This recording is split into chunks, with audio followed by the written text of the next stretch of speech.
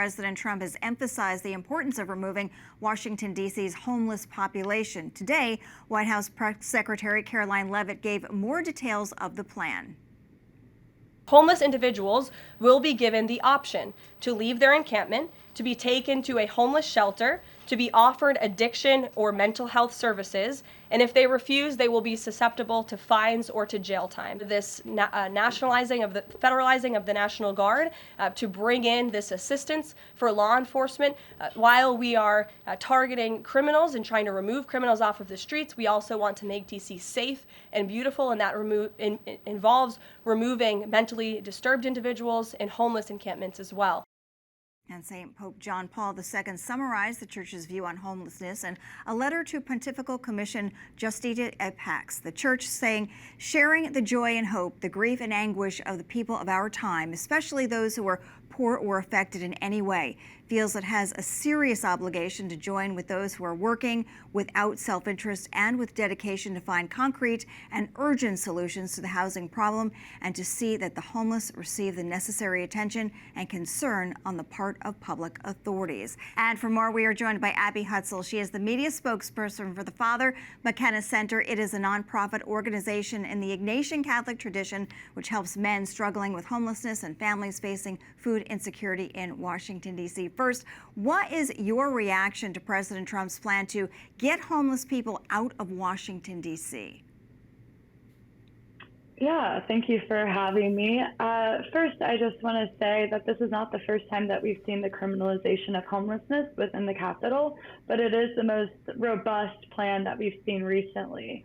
I just want to start off by saying that homeless people are not criminals. They just cannot afford housing. Low-income housing is very hard to find within the Capitol, especially even just paying electricity bills. That can be hard to come by nowadays. So it's unprecedented, it's unlawful, and it doesn't treat them as human beings within our society. In your opinion, does moving them out resolve the crisis in any way, or are you concerned that it's just going to mask the problem? I mean, I do think that it is masking the problem. I don't think that we've seen any very concrete plans of where the homeless individuals are going to go.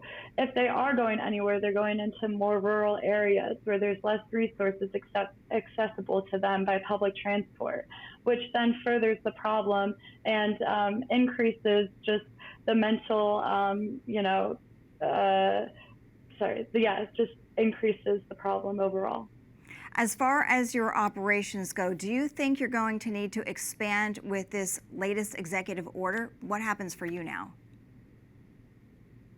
Yeah, we've already seen a vast expansion within our breakfast and lunch programs. We've had to expand our breakfast program to an unlimited amount of individuals and had to expand our lunch program by 25 people, especially within the food insecurity, because people are not able to pay for housing within the Capitol. They are not able to pay for their groceries. So we've tried to partner with other organizations, with other community members, but it just seems right now that it's hard to do so in such financial restrictions and tough times. So when he visited D.C. in 2015, Pope Francis did meet with the city's homeless. Do you know what kind of impact the visit might have had on Catholics? Yeah, I mean, it's just showing the humanity within it all. It's showing that we're all people, that we all have a common sense of good and want to do well for our community and for our country. And so it's just those simple interactions of actually listening to a person, of giving a handshake or a high five. Those are the interactions that make us people at the end of the day and that support the community around us. And Pope Francis coming to DC and showing that just outright, it enlightens people. It makes them go out and show an impact within wherever they are within the city. And tell us more about the McKenna Center. What does the organization do and how does it serve people? Yeah, so we serve breakfast and lunch to unhoused men within our community. Again, unlimited amount of breakfast and 75 men for lunch, and then we also provide services that enhance the dignity of individuals. such as laundry services, showers, giving out clothing to the clothing closet. That's been a huge spike, in this hot weather.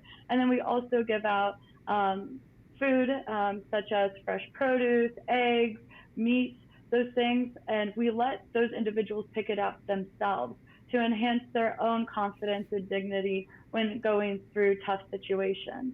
So those are some of the services that we provide, and also help those individuals receive birth certificates and identifications, things and documents that we take for granted. All right, Abby Hutzel, thank you for joining us today. We appreciate you. Thank you. Have a great day. Bye.